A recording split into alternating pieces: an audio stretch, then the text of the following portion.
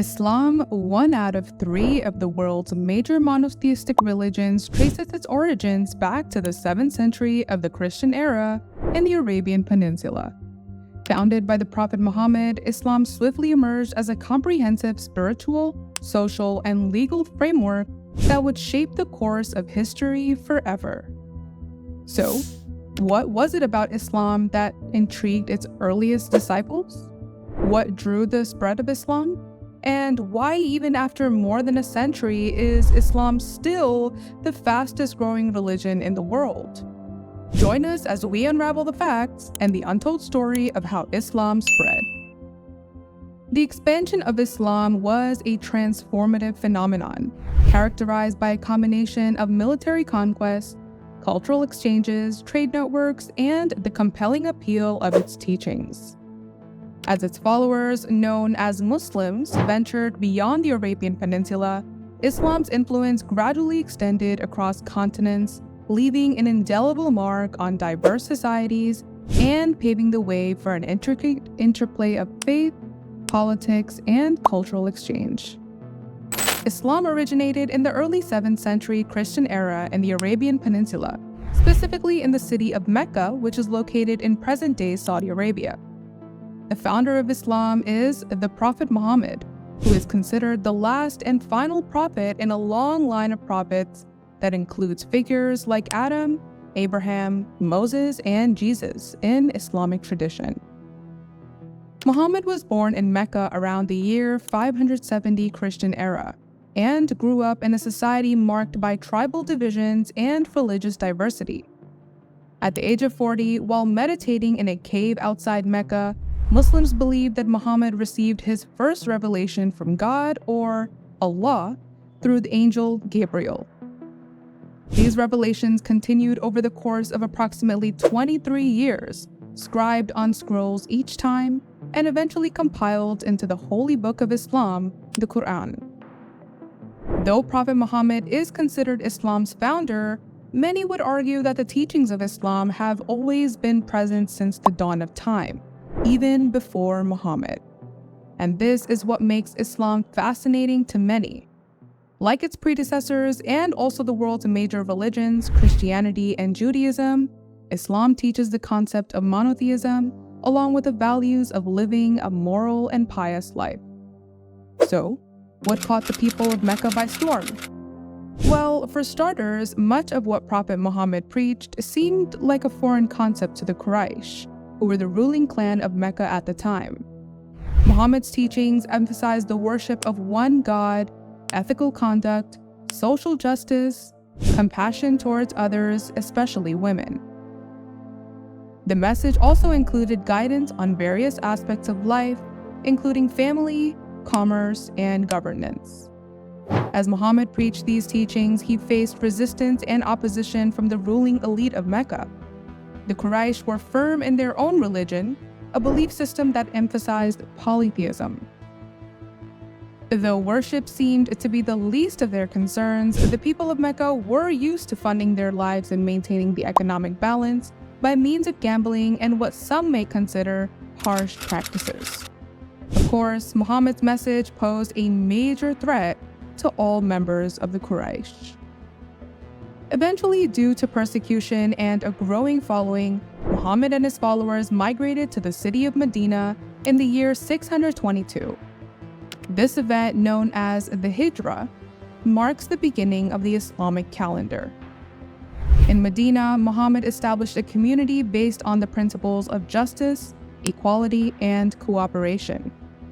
Over the years, Islam's following grew, and in the year 630, he returned triumphantly to Mecca, where he peacefully reclaimed the city.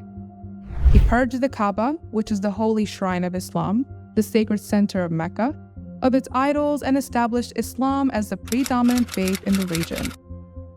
The rapid spread of Islam in its early years can be attributed to a combination of factors that worked synergistically to facilitate its expansion. And this started with the grounds of firm and wise leadership. Throughout his life, Muhammad's closest companions included Abu Bakr as-Siddiq, Umar bin Khattab, Uthman bin Affan, and the Prophet's own cousin, Ali. But With the help of his companions, he was able to appoint faithful and strong leaders and commanders. And of course, a strong leader will always ensure a strong community of people. In addition to its infrastructure, Islam spread rapidly because of its message, a concept that challenged not only the members of Mecca, but also its surrounding cities and nations. The leadership of Prophet Muhammad, who was both a spiritual guide and a political leader, helped to solidify this message and inspire a sense of community and purpose among his followers. Islam's emphasis on social justice and charity resonated with marginalized and disadvantaged groups too. The charitable giving system, also known as zakat, and other mechanisms of wealth distribution helped foster a sense of community and fairness. Not to mention, the Quraysh were a very divided group. The Arabian Peninsula was characterized by tribal divisions and religious diversity. Islam's message of unity and equality appealed to many tribes and individuals who sought a common identity and purpose beyond tribal affiliations. In many cases, Islamic rulers were relatively tolerant of other religious groups too, allowing them to practice their faith within certain parameters. This policy often encouraged peaceful coexistence and the incorporation of diverse populations into the Islamic fold. This was accurate in the case of the Crusades back in the 1100s, when Saladin spearheaded the Muslims in taking Jerusalem. Which brings us to military conquests. After Muhammad's death, his successors, known as the Caliphs, continued to spread Islam through military campaigns. These campaigns were often successful due to a combination of strategic military planning, effective tactics, and a sense of purpose among the Muslim armies. The expansion was not solely driven by conquest, but military successes did play a role in spreading Islamic rule and influence. There was also another advantage. The Byzantine and Sasanian empires, which were two major powers in the region at the time, were weakened by years of conflict and internal strife. This provided an opportunity for emerging Islamic forces to make significant territorial gains. The Prophet Muhammad passed away on June 8th in the year 632. This event is a significant milestone in Islamic history and marks the end of his role as a prophet and leader of the Muslim community.